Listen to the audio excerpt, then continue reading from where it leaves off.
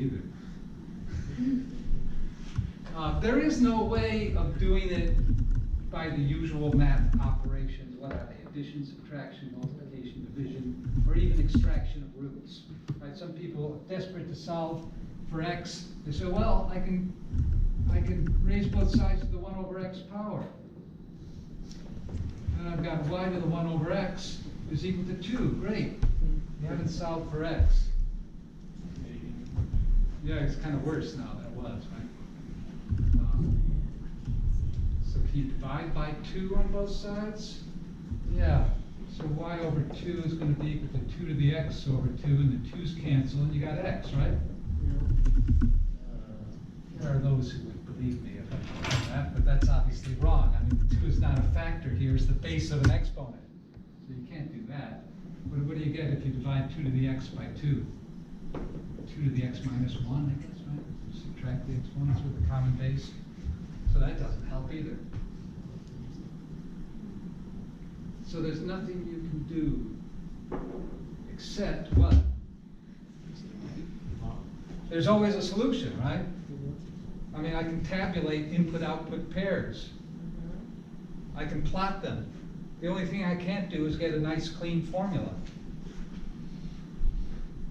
So what do you do when you arrive at a situation like that? Well, you invent a formula for the thing that you know that there is a solution for. So we can solve y equals 2 to the x for x.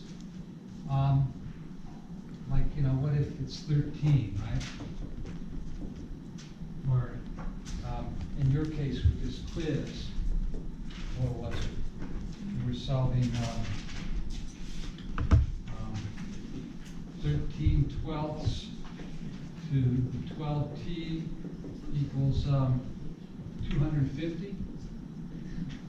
And so your job here was to solve for t, and if you were doing it according to the rules of the game, then you had to do guess and check, right? Hunt and peck. Look to see, you know, use a calculator, guess and check, right? What did they do before they had calculators? Well, it just took a lot longer.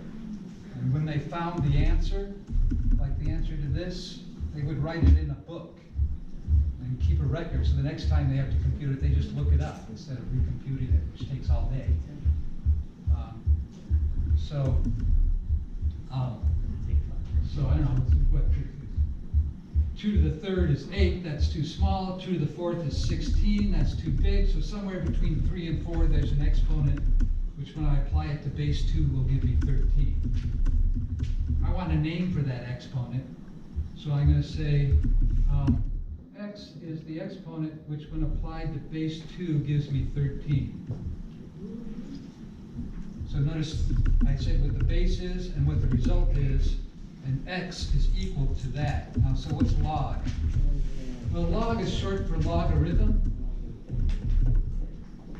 which is a portmanteau of 2 words. Logos is the Greek word for logic, thinking through, careful calculation. With arithmetic. So it would take an all day of, you know, applying arithmetic techniques to figure out, you know, a 4-digit approximation to x. And you'd write that down in a log book. Which, you know, I wonder which came first, logarithms or log books. Captains at sea keep a log book, right? Well, How's the weather, and it's like a diary where you've been. It's kind of the same thing, right? So what would, yeah, and so this is exactly, and this is the most important thing about logarithms, is that when you're solving for the exponent, you say it is a logarithm, you say what the base is, so this is log to base 2 of y. So we say that x is the exponent, which when applied to base 2 gives me y. Oh, I should have erased this. This was, what was it, 13 twelfths to the 12t?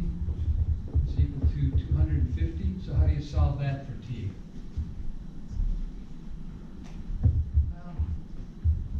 Well, I think this comes out to 1.083 and change. Is that right?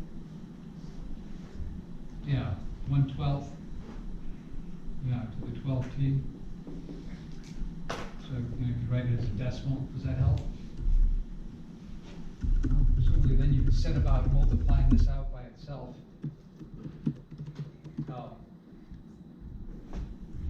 12 times.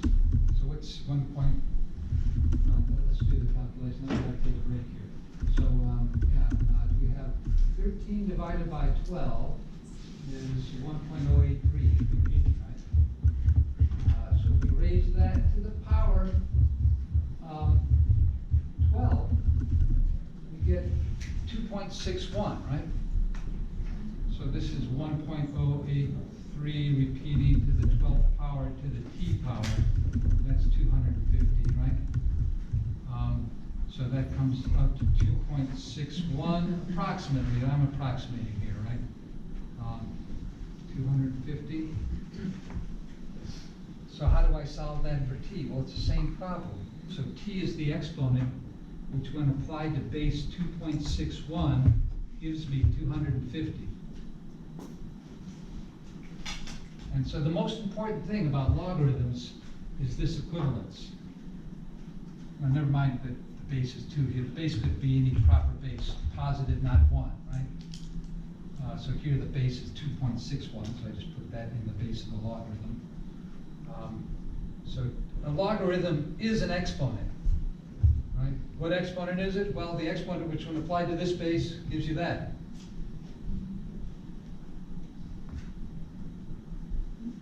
And we know that there is such a thing. It's just going to be typically irrational, right? And so you typically have to approximate it with, so let's, the log to base 2 of 1/4.